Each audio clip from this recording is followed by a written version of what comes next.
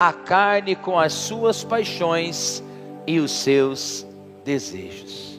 Coloca a mão no seu coração. Obrigado, Senhor, pela tua palavra. É ela que nos transforma e nos convence do pecado. Pai, que essa noite o Senhor abra os nossos ouvidos espirituais, para que nós tenhamos entendimento sobre esta guerra que nos desafia todos os dias. Senhor, a batalha entre a nossa carne e o nosso espírito. Que possamos esta noite entender a superioridade, a grandeza do teu poder que está em nós, para que possamos vencer todas essas barreiras em nome de Jesus. Eu quero pensar com vocês esta noite sobre o tema vencendo a mim mesmo, andando no Espírito. Talvez muitos de nós tenhamos aprendido ao longo da nossa caminhada cristã que o nosso maior adversário seja o diabo.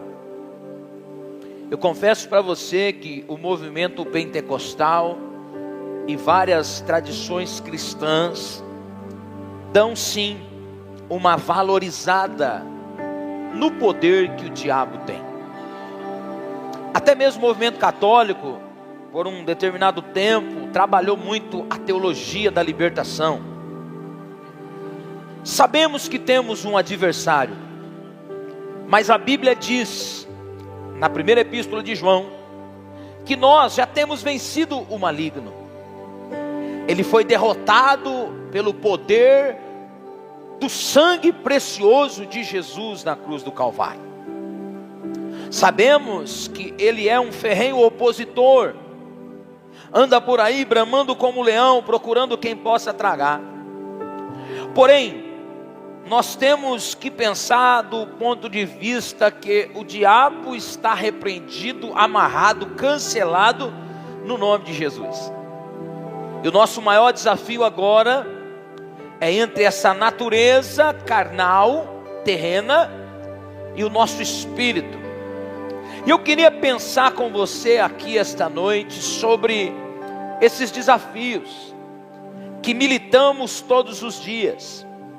Se você entender hoje algumas coisas relacionadas ao poder que há no seu espírito, você vai vencer muitos desafios. E estes não são desafios que estão do lado de fora, são desafios que estão do lado de dentro. São batalhas que você trava com você mesmo, com seus ímpetos, com seus impulsos, com os seus desejos, com as suas vontades, com aquilo que te leva a desobedecer, desagradar, entristecer o Espírito Santo de Deus. A vida cristã, ela é um campo de batalha, a qual se trava uma guerra sem trégua entre a carne e o Espírito. Foi Jesus quem disse lá em Marcos 14:38, vigiai e orai, para que não entreis em tentação. O Espírito, na verdade, está pronto, mas a carne é fraca. Foi Jesus quem disse isso. E muitas pessoas se apoiam nisso para dizer assim: eu peco porque a carne é fraca. Eu não venço as tentações porque minha carne prevalece sempre.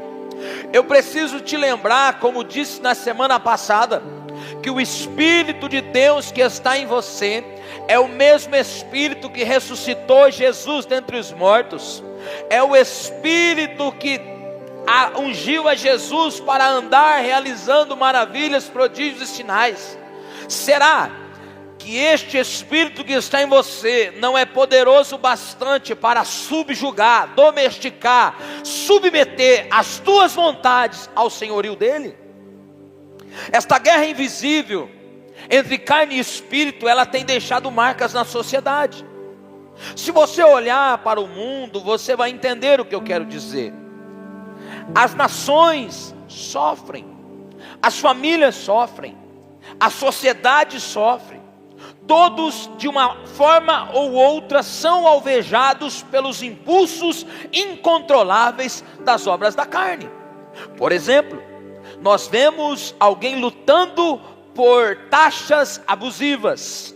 Por quê? Nós vemos pessoas lutando por espaços geográficos. Nós vemos as nações bramando, tramando, tentando destronar umas às outras. Porventura, não seria essas coisas as concupiscências e os desejos infreáveis e insaciados da carne? Nós vemos estampados nos noticiários todos os dias, guerras e mais guerras, de morte, de chacinas, de pais contra filhos, filhos contra pais, autoridades que são mortas, roubos e coisas mais que você sabe que são notificadas todos os dias. Porventura não são estas coisas os desejos inflamados, insaciáveis da carne? Os sites de fofoca, os streams de pornografia, as coisas que são divulgadas em todos os lugares aí, tem como um propósito instigar você a pecar. Porém, nós precisamos entender algumas coisas, e principalmente como vencer essa batalha. É importante você saber que a carne representa quem somos por nascimento natural. Não tem como fugir desse corpo. Esta matéria, depois do pecado de Adão, ela está agora sob a égide do pecado. Porém, esta carne que está enferma e doente, agora, após o novo nascimento representado pelo batismo, ela recebe então como um penhor e herança o Espírito, e é por meio do Espírito que nos tornamos pessoas renascidas em Deus, novas criaturas. A carne representa quem somos por nascimento natural, e o Espírito o que nos tornamos pelo novo nascimento dado pelo Espírito. A carne, essa matéria, tem desejos ardentes que nos arrastam para longe de Deus e nos leva à morte. A palavra grega para carne, desejos, é a mesma que concupiscência, e geralmente ela designa o anseio por coisas proibidas. Você sabe que o teu maior desafio é por coisas que não pode. Há até músicas que são cantadas por aí, que a gente vê que as pessoas dizem que o que é roubado é mais gostoso, que o que não presta é melhor, e a gente sabe que estas coisas elas são disseminadas. A única maneira de triunfar sobre estes desejos impetuosos que lutam dentro de nós é andarmos no Espírito. Se alimentamos a carne, fracassamos inevitavelmente. Se porém andamos e vivemos no Espírito, jamais satisfaremos estes apetites desenfreados. Eu preciso te fazer lembrar que se nascemos de novo e vivemos no Espírito, podemos também caminhar no Espírito. Paulo disse: se vivemos no Espírito, andemos também no Espírito. Eu quero dizer uma coisa a você nesta noite, nesta quarta-feira da palavra: você é capacitado por Deus para caminhar numa ética superior a desse mundo e deixar as marcas do Espírito de Deus por onde você passar. Olha para o seu irmão, fala para ele: você pode deixar um toque especial da sua nova vida por onde você passar. Nós precisamos entender o conflito. O verso 17 do capítulo 5 de Gálatas. Quem está com a Bíblia, lê em voz de trovão para mim. Gálatas 5:17, vamos lá. Gálatas 5:17.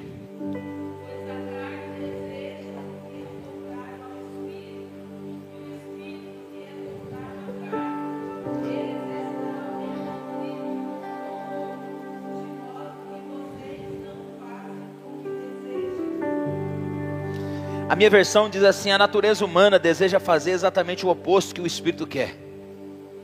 O Espírito nos impele na direção contrária àquela desejada pela natureza humana.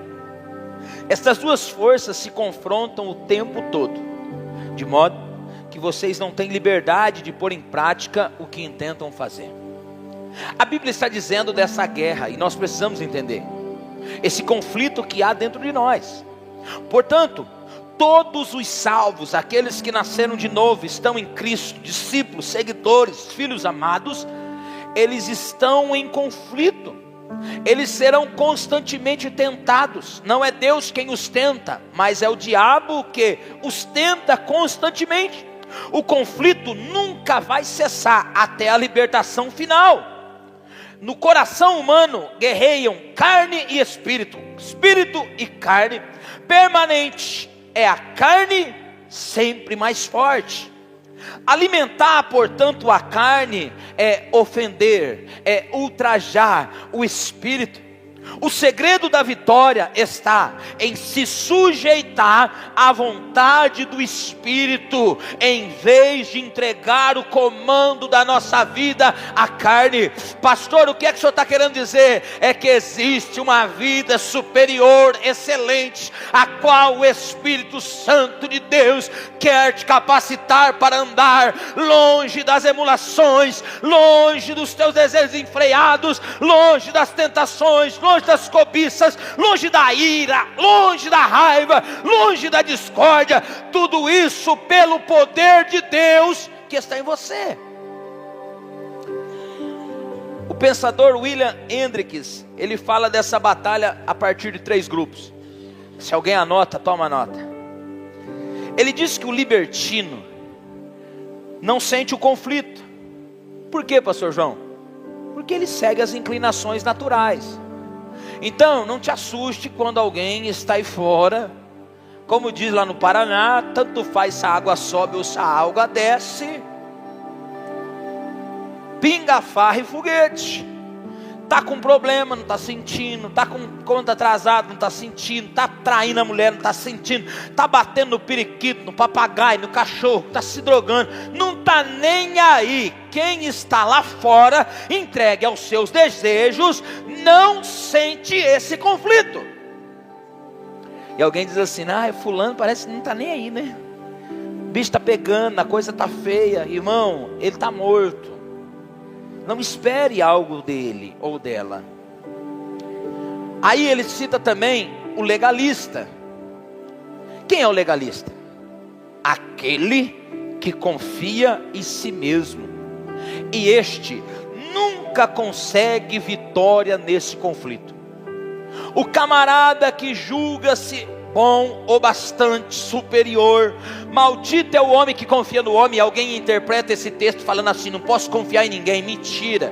Esse texto, no seu sentido literal, é: maldito é o homem que confia na força do seu braço.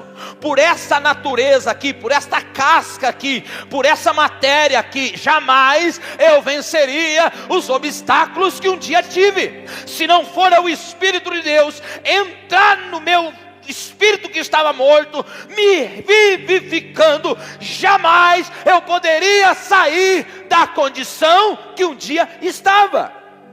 E alguém pode dizer assim: mas eu não tenho problema nenhum. Você que pensa. Porque alguém julga pecado por classe. Por exemplo, adultério. As pessoas, alguém diz assim: o fulano caiu. Logo elas atribuem o quê? Pecado sexual. E não tem nada a ver. Porque o que comete o pecado sexual é o mesmo que conta uma mentira. Que diferença que tem?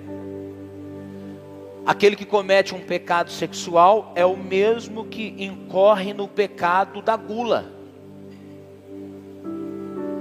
Pastor, o senhor está falando besteira? Não, obra da carne. Vou te mostrar já já. Aquele que engana não tem diferença nenhuma de quem está lá fora se drogando, roubando ou matando. Então nós precisamos entender que pecado não tem classe, é pecado e pronto.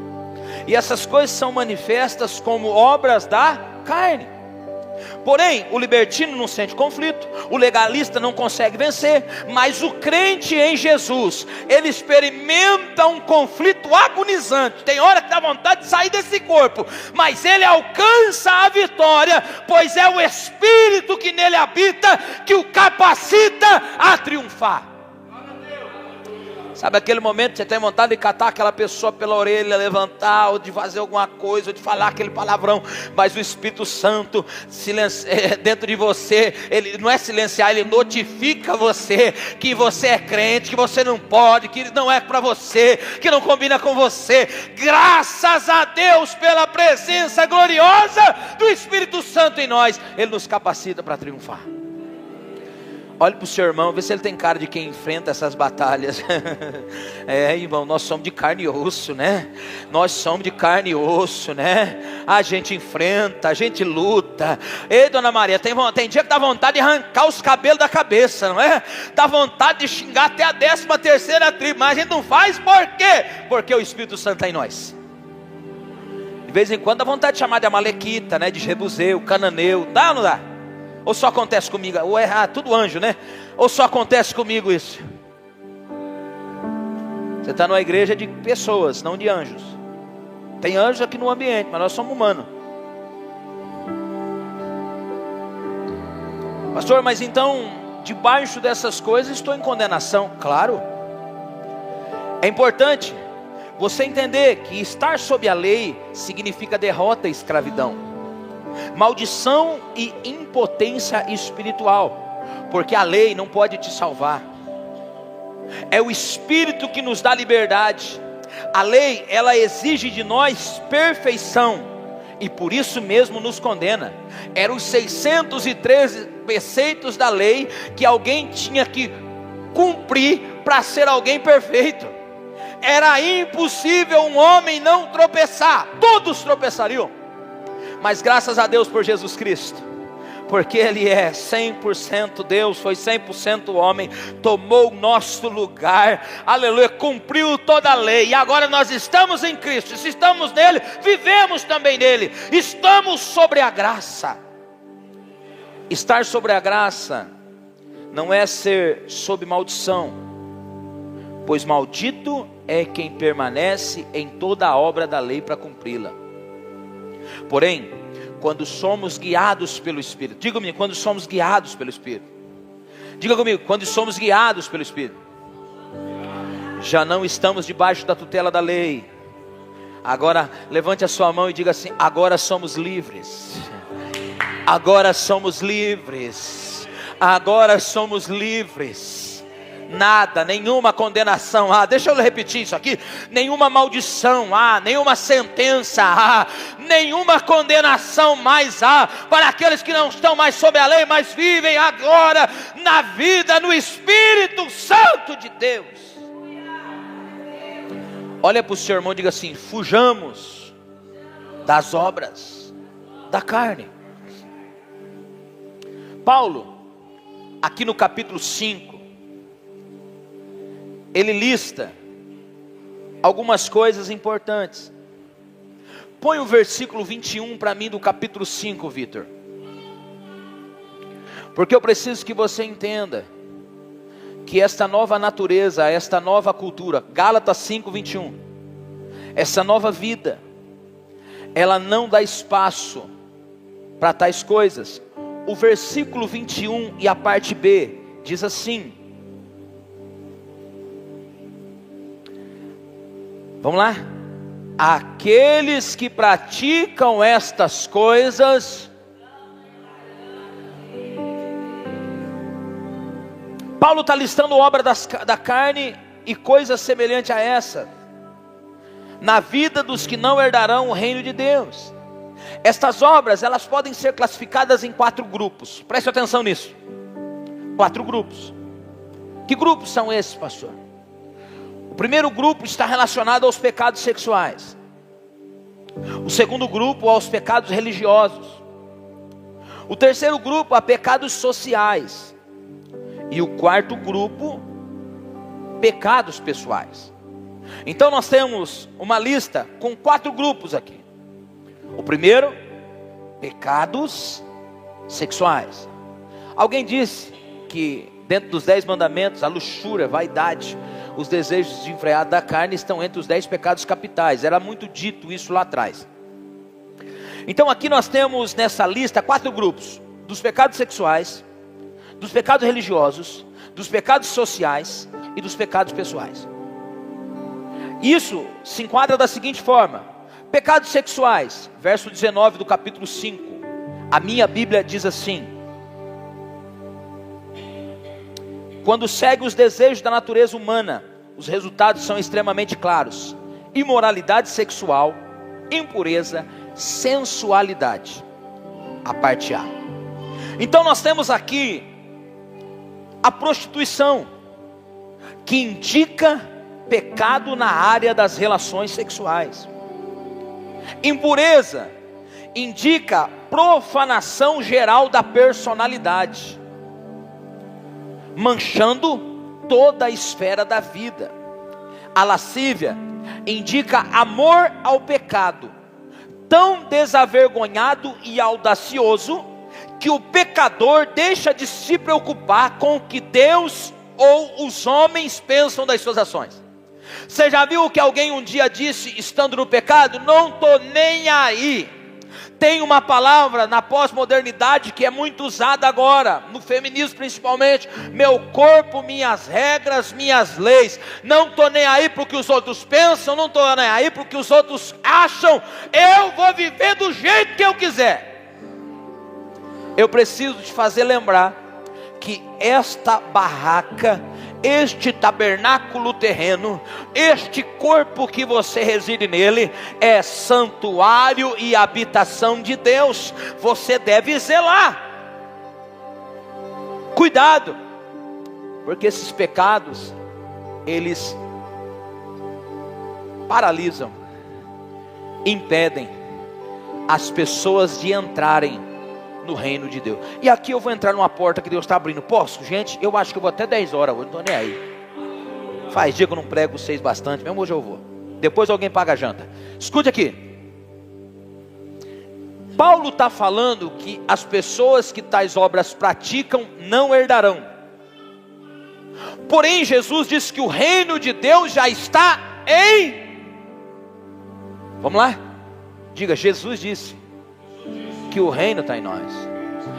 Tais práticas, diga comigo, tais práticas me impede de viver a cultura do reino, que é gozo, que é paz, que é alegria no espírito.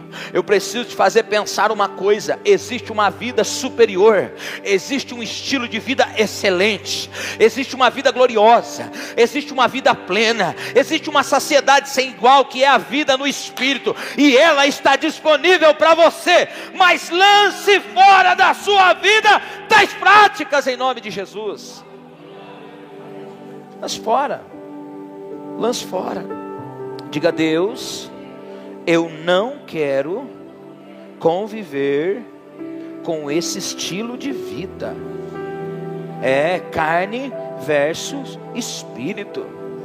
Em nome do Senhor Jesus, olhe para o seu irmão, diga para ele assim: tem coisas maiores, tem coisas melhores que estão disponíveis para mim e para você. A segunda classe listada aí é os pecados religiosos, dos quais Paulo fala: idolatria, feitiçaria, que mais? Vamos lá? Idolatria, feitiçaria, hostilidade. E essas práticas, elas eram muito comuns nos dias do apóstolo Paulo. Elas eram comuns. E Paulo está dizendo que tais práticas impedem as pessoas de viverem uma nova vida.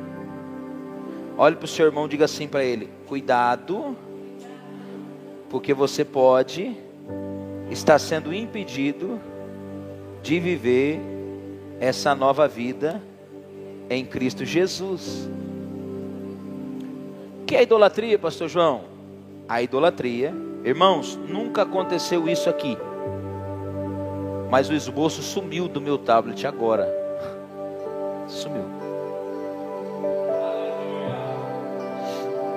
Mas graças a Deus que não depende disso aqui, está tudo aqui dentro.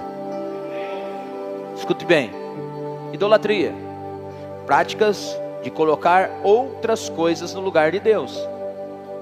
Isso era muito comum com Israel. No Antigo Testamento você vai ver eles atribuindo conquistas, vitórias, plantações, produções a outros deuses. Se tem uma coisa que Deus abomina, odeia, é a tal da idolatria. Na nossa cultura, a gente vê e a gente fala com muita familiaridade da questão relacionada aos santos, às imagens. Mas existem muito mais coisas que as pessoas colocam no lugar de Deus, sendo um ídolo. Por exemplo, quando Deus pede a Abraão Isaque, Deus está dizendo em outras palavras: até então você me adorava, você levantava altar, mas depois que esse filho que você ama chegou, eu já não tenho mais o mesmo lugar na tua vida, então me entrega. Diga comigo, idolatria é um terrível pecado. Me ajuda, Deus, a me livrar de tal prática. Segundo, terceira classe, e talvez para mim seja a principal, porque são os pecados sociais. Estão relacionados ao que, pastor João? Discórdia. Versículo 20, parte B. Ciúmes. Diga comigo, ciúmes. Acessos de raiva, ambição egoísta, dissensões, divisões, inveja. O terceiro grupo que Paulo classifica, talvez seja o grupo que a gente mais tenha que tomar cuidado, porque a Bíblia está cheia desses exemplos. Vamos lá. Os irmãos de José tinham conhecimento de Deus? Tinha. Sabiam quem era Deus? Tinham princípios estabelecidos no seu coração? Mas o coração deles era tomado do quê? Ciúme, inveja. Você pega, por exemplo, os irmãos de Davi. Aí não vamos muito longe, que alguém pode estar usando assim, não está nem no esboço, irmão, está tudo aqui no cabo. Olha só. Alguém pode dizer assim: ah, mas isso aí é na antiga aliança, vamos para a nova. No grupo de Jesus tinha esse problema. Nós convivemos com uma sociedade cheia de tais comportamentos. Talvez este grupo listado por Paulo seja o mais presente nos nossos dias. Porque nós estamos convivendo em uma sociedade totalmente odiando, discordando uns dos outros. Amados, nós podemos pensar diferente, mas o nosso principal mandamento é amar. Nós podemos não estar reunidos na mesma igreja, mas o nosso maior mandamento é amar. Nós podemos não estar ligados à mesma bandeira, mas nosso dever é amar. Nós podemos não pensar da mesma forma, mas o principal propósito é amar uns aos outros. Discórdias, ciúmes. Nós estamos vivendo um tempo de histerias de raiva. Irmãos, as pessoas até julgam isso o diabo. Raiva, não, irmão, para com isso. É obra dessa natureza aqui, ó. Dessa matéria aqui, ó, que se não estiver subjugada, submetida ao Espírito de Deus, cometerá tais coisas. Olhe para o seu irmão e diga sempre: cuidado, porque essas coisas não é o diabo não. Agora tem que ser profeta, é você mesmo. Coloca a mão no seu coração, fecha os seus olhos, diga assim comigo: o que há de bom em mim é Jesus, e o resto sou eu mesmo.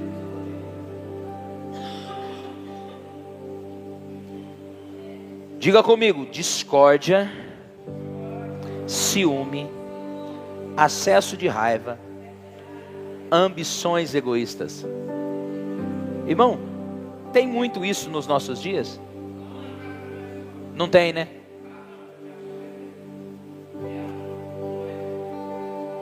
Glória a Deus. Ela nasceu de novo, né, Dona Maria? Glória a Deus. Escute.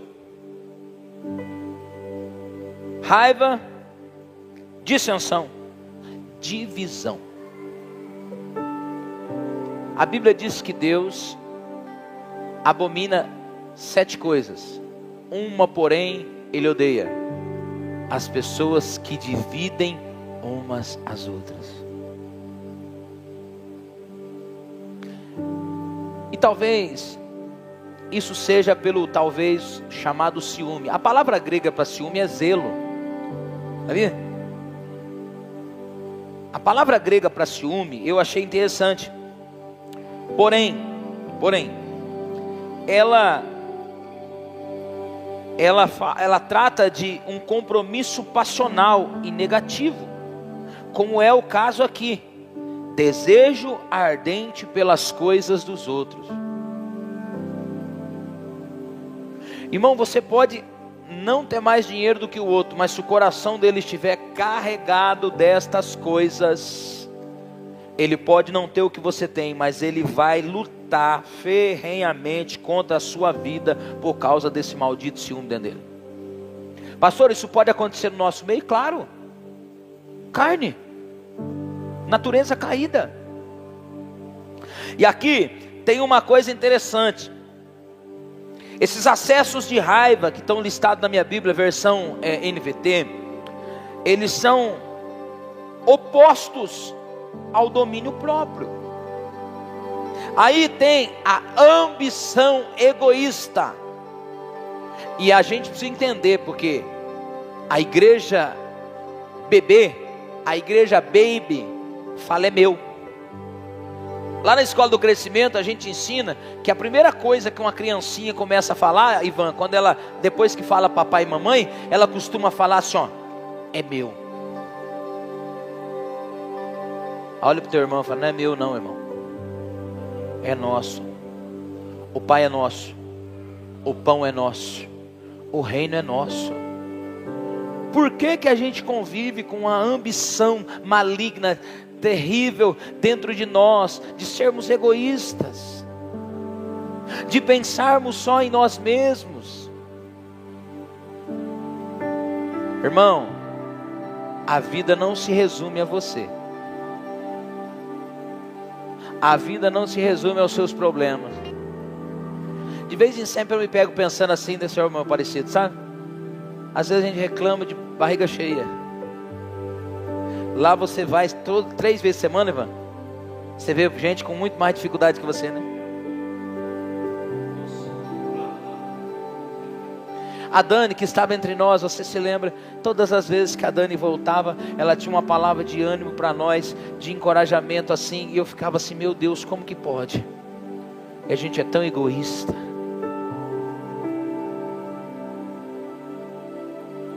Mas talvez isso tudo seja o reflexo de uma vida carnal. Carnal. Diga comigo, se há dissensão, se há ciúme, se há inveja, se há discórdia, são obras da carne. Não é o diabo não. Para de culpar o diabo. Estou fazendo apologia para ele não. Mas a quarta classe é a classe dos pecados cometidos com você mesmo. E aí Paulo diz: bebedeira, festanças desregradas e outros pecados semelhantes. Repito o que disse antes: quem pratica, diga comigo, quem pratica não herdará. Aí eu vou fazer uma analogia aqui, porque é válido a gente pensar que muitas das vezes nós estamos cometendo com o nosso corpo o mesmo que alguém está cometendo lá fora. A gente não bebe cachaça, a gente não usa droga, mas a gente descarrega toda a nossa ansiedade, ó, em tomar Coca-Cola, em comer, em consumir doce.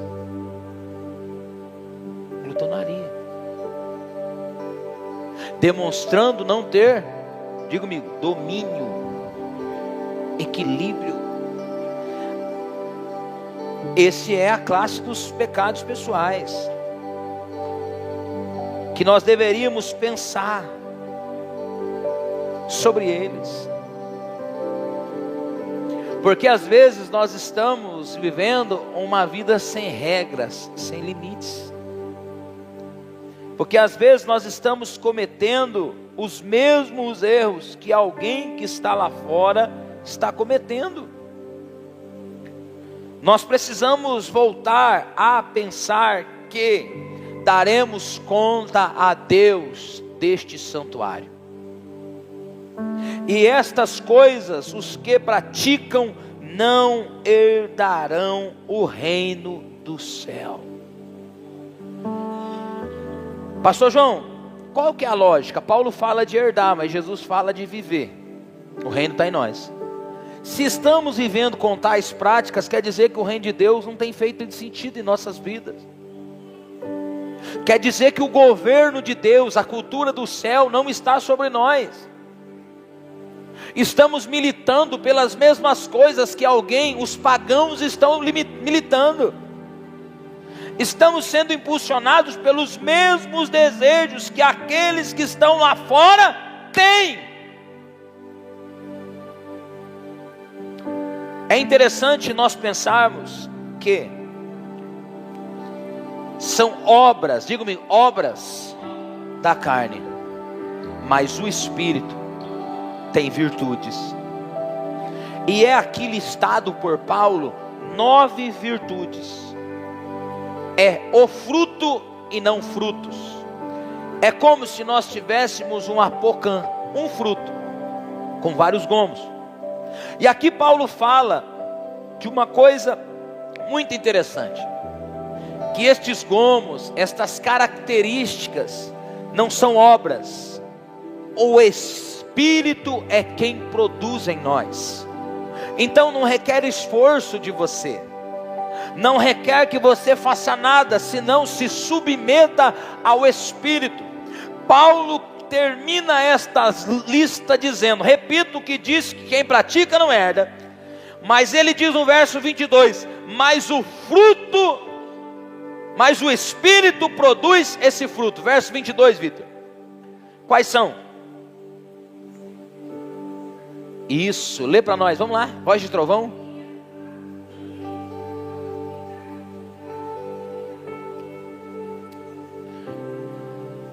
Uau, olha só,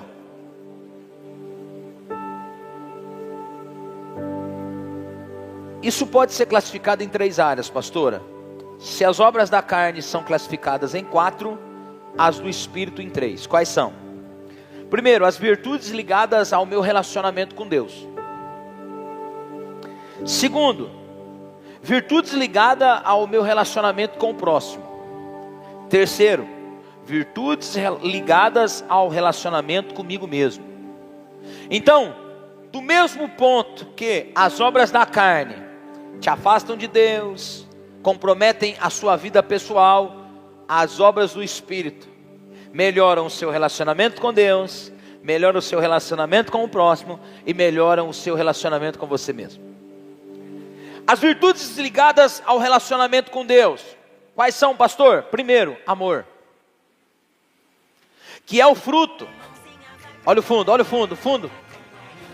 O amor, a palavra grega para amor aqui é ágape, que inclui tanto amor a Deus como amor ao próximo, que é um amor incondicional e que envolve a vontade. Então, a primeira coisa que esse fruto produz, Ivan, é um amor, um louco amor por Deus, uma paixão desenfreada, um relacionamento fora do normal. É por isso que alguém se converte, alguém diz assim, nossa, tá louco, fizeram uma lavagem cerebral, o que aconteceu? Porque agora a vida desse homem é igreja, a vida dessa mulher é igreja. E não é isso não, irmão, isso é amor, isso é uma paixão, isso é algo glorioso que aconteceu dentro de nós, e que agora, como um relacionamento que você tem, você não consegue mais viver sem. Olha para o seu irmão e fala, é um louco amor que eu tenho por Deus. Eu amo Ele mais que tudo. A segunda virtude ligada ao relacionamento com Deus é a alegria. E a palavra grega para alegria é chara. E essa alegria, ela não é a que provém das coisas.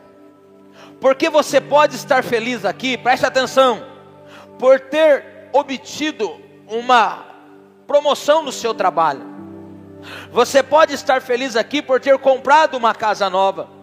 Você pode estar feliz aqui por ter passado numa prova que você estava fazendo educacional.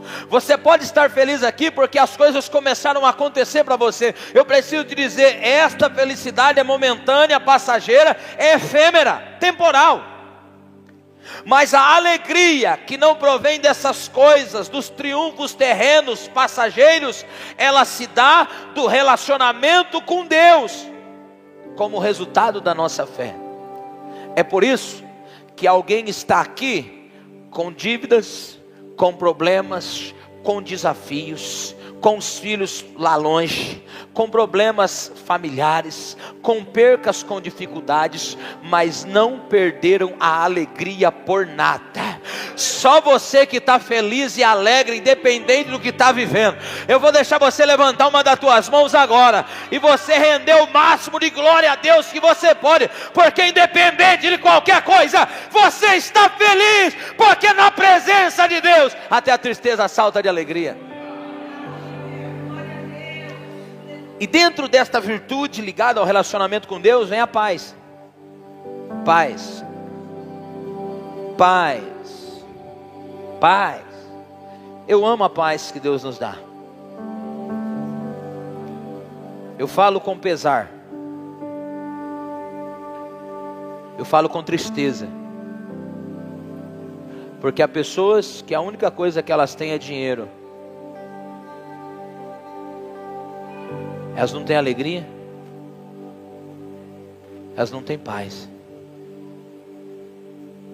A gente olha às vezes para a vida de pessoas famosas na televisão e a gente pensa, poxa vida, eu queria ser essa pessoa.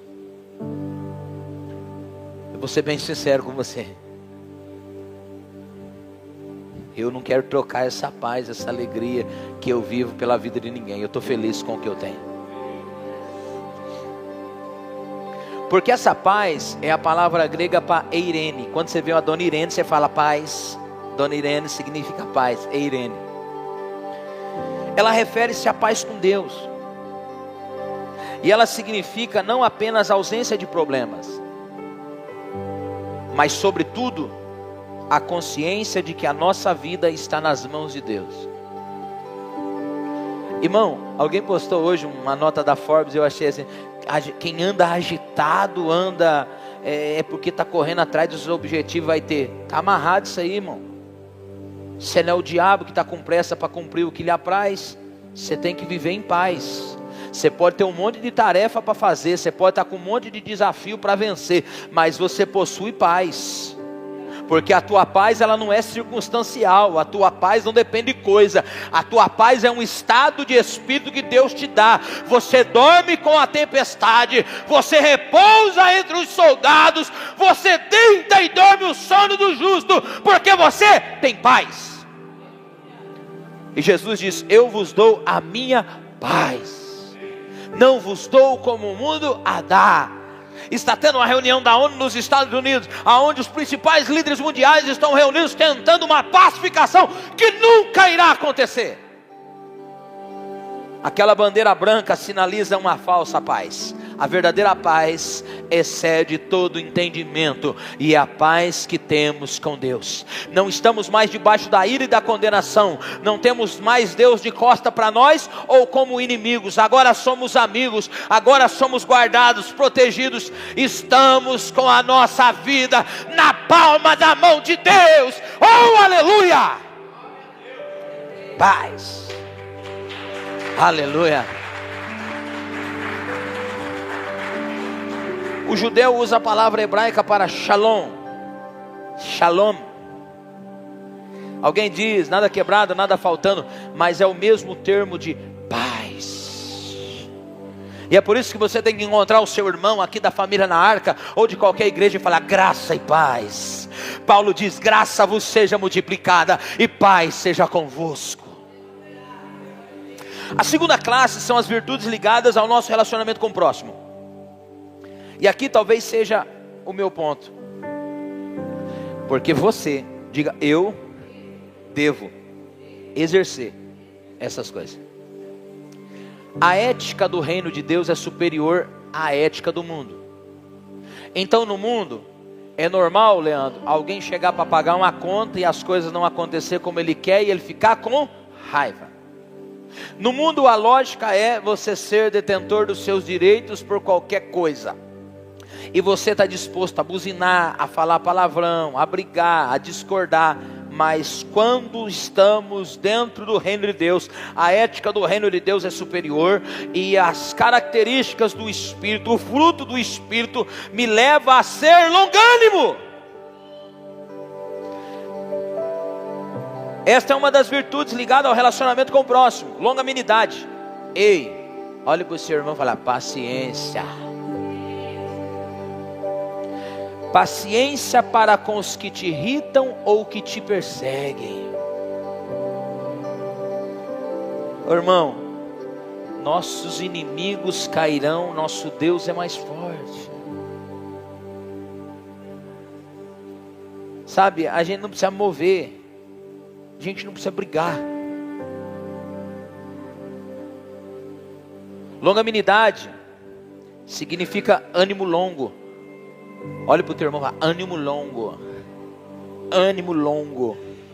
Sabe, irmão, porque tem gente, olha só, presta atenção, estou terminando. Tem gente que o ânimo dele é muito pequenininho. Se ele tiver alguém fechando ele aqui na rotatória, o Adão aparece. Grita, esbraveja. E estou falando para mim, estou pregando para mim.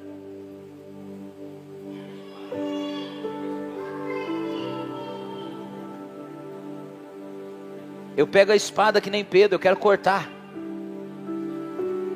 Quero arrancar a orelha. Sabe, irmãos, nós precisamos ser longânimos. Longanimidade é a mesma que disposição de sofrer a ofensa sem revidar. É andar a segunda milha.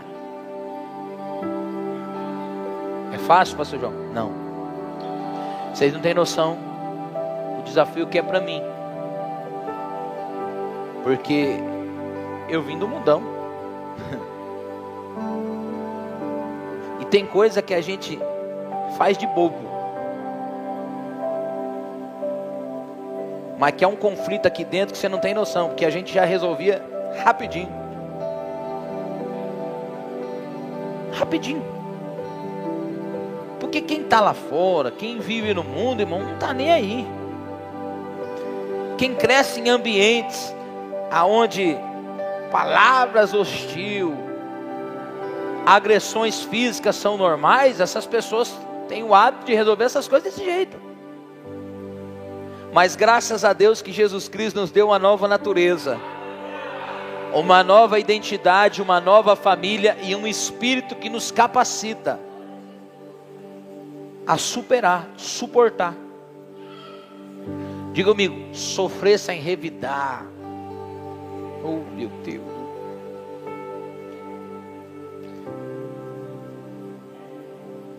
Outro dia eu estava pensando numa situação que me aconteceu aqui nessa cidade.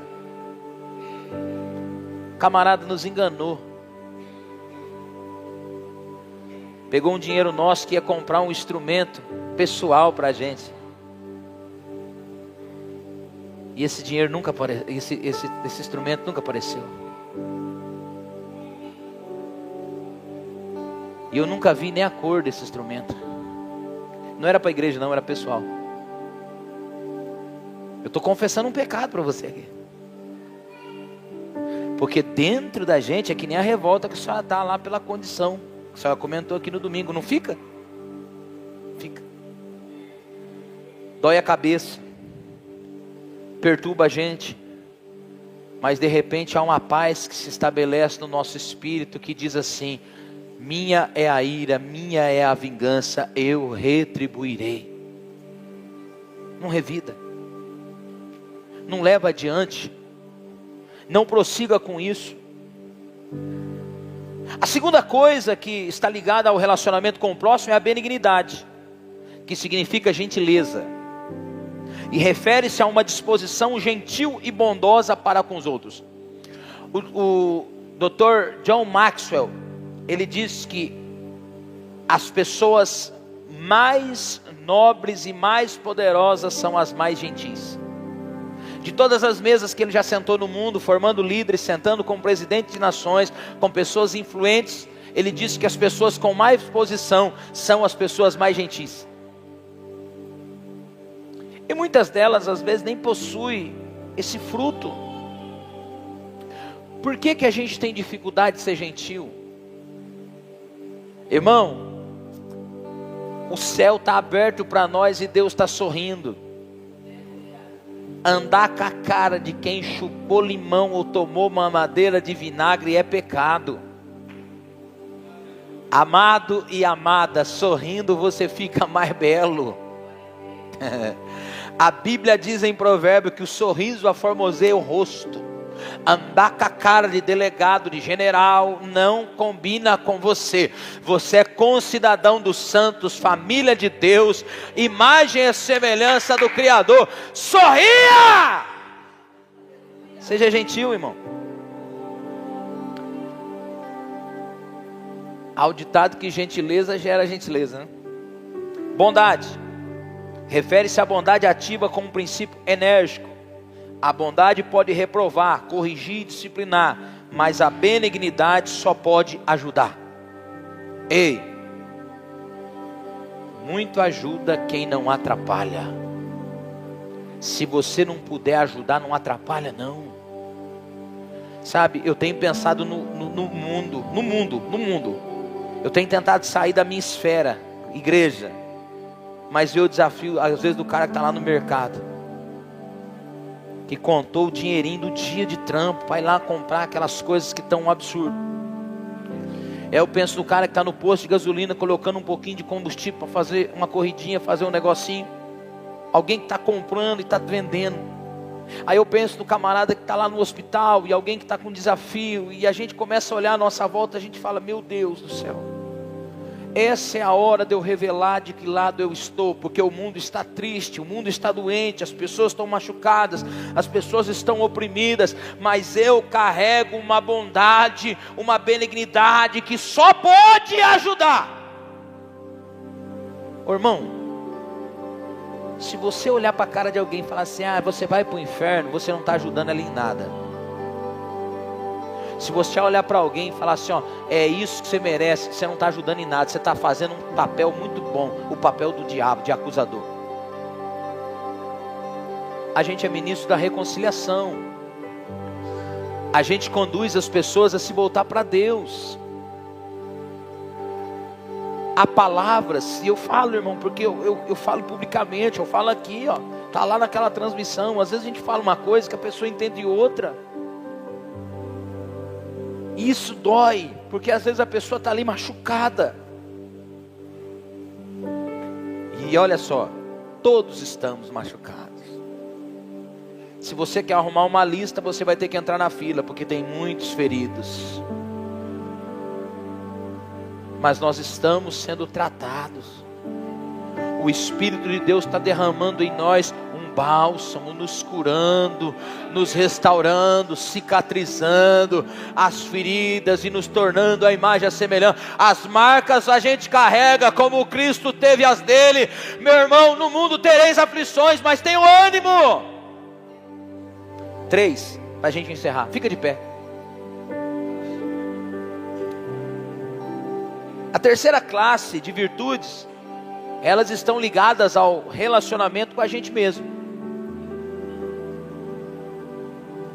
E aí Paulo fala de fidelidade, Paulo fala de mansidão, e Paulo fala de domínio próprio. A fidelidade, ela significa fé. significa lealdade. Isso descreve a pessoa digna de confiança. Ei, você precisa estar cercado de pessoas leais, de confiança.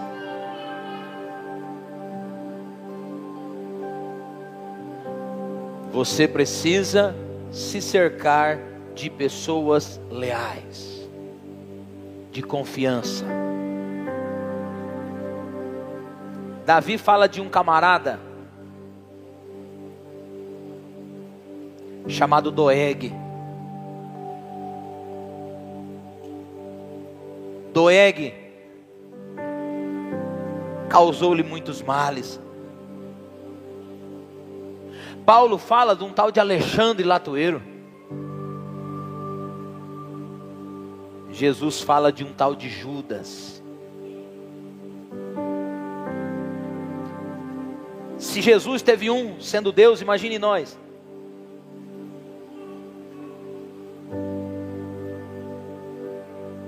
A máxima é: as pessoas podem ser desleais, eu não serei.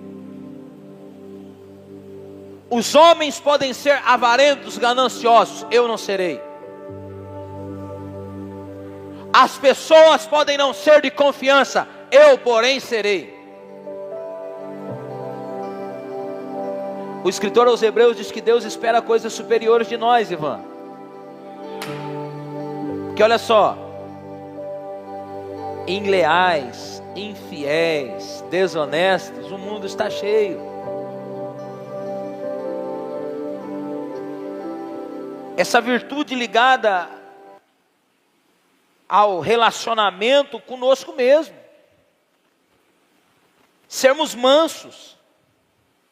Isso significa sermos dóceis, submissos ao poder, sobre o controle, a palavra grega usada para um animal que foi domado e criado sob controle.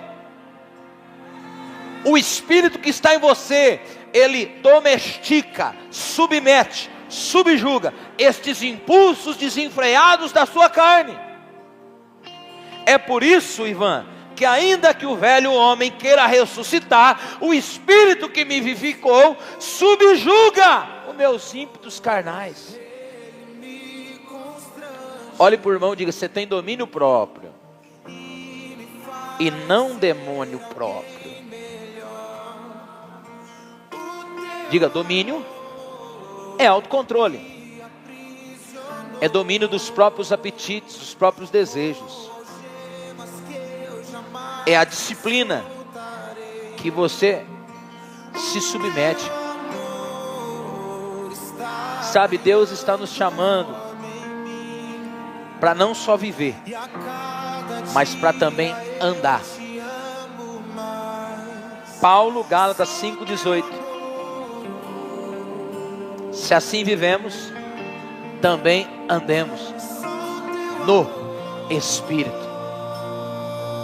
Todavia, se vocês são conduzidos pelo Espírito, já não mais estão debaixo da...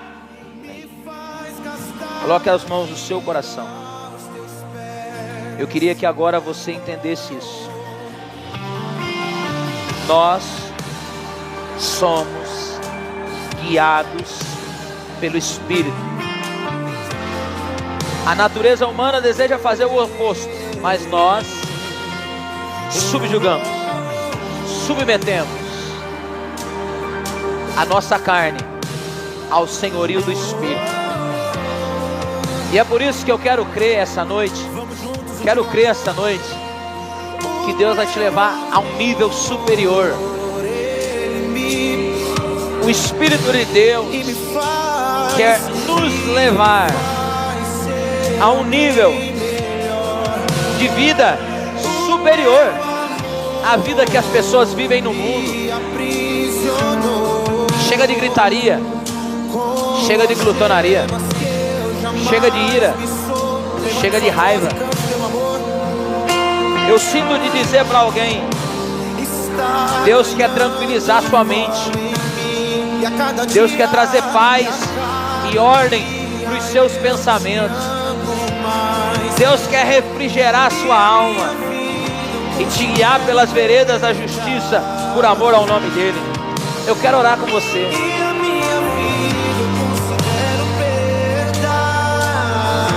Quero orar com você. Se você desejar, vem até aqui. Quero orar. Pastor, eu quero mudar meus pensamentos. Eu quero andar no Espírito. Eu quero sair dessa esfera, sabe, pastor? De revolta, de impulsos desenfreados da minha natureza. Sai do seu lugar. Quero orar com você. Tua presença vale mais do que a fama, que o dinheiro, é isso. Que os prazeres. Tua presença vale mais. Tua presença vale mais. Sua presença vale mais. Tua presença vale mais do que a fama. Diga, e a minha vida eu considero perda. Aleluia. E a minha vida quero orar. eu considero perda. Aqueles que estão com Cristo crucificarão a sua carne. Irmão, mata essa natureza aí. Prega ela, ó. Prega ela lá na cruz. Deixa Jesus reinar. Deixa a natureza de Cristo aparecer em você. Em nome de Jesus, Pai. Eu oro nesta hora por estas filhas tuas, para que a paz que excede todo o entendimento venha guardar o coração delas, venha guardar as emoções delas, venha guardar o coração delas. Senhor, uma irmã aqui, por gentileza. Em nome de Jesus, que a paz que excede todo o entendimento guarde o seu coração, guarde o seu ser, guarde a sua mente, tranquilize o seu coração. Quero orar por você que anda com ansiedade. Quero orar por você. Pastor, estou com uma pressão assim enorme na minha cabeça, pastor. Corre para cá, vem. Corre, corre. Estou numa pressão enorme, pastor. O senhor não tem noção. Quero orar com você. Em nome de Jesus. Espírito de Deus. A paz que excede todo o entendimento. O refrigério na alma. Espírito Santo, coordena, ordena. Dê ordem aos anjos, aos projetos dele. Coloca os pensamentos dele em ordem. Espírito Santo, que o domínio, a fé, a longanimidade, a temperança, a mansidão venha repousar no coração desse teu filho. E que a natureza de filho venha prevalecer. Seja guardado pela paz. Paz, paz, paz. Em nome de Jesus. Toda a ansiedade, todo pensamento acelerado, toda inquietação, toda perturbação, toda inquietação, nós rejeitamos agora, na autoridade do nome de Jesus. Na autoridade do nome de Jesus. Receba paz, paz, paz, paz. Que o Senhor Jesus ordene os seus pensamentos. Em nome de Jesus.